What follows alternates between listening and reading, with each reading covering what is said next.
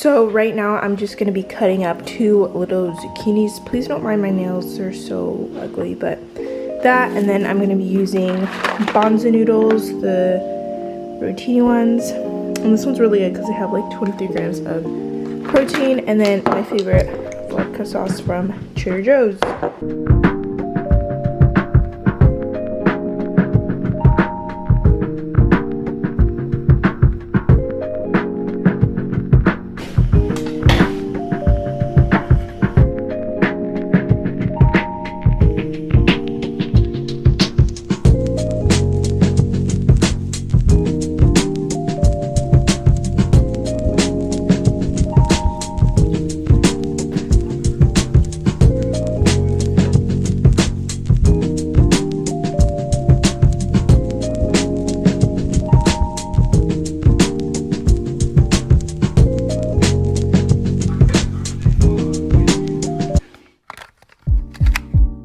Guys, excuse my appearance please, because I just got done working out.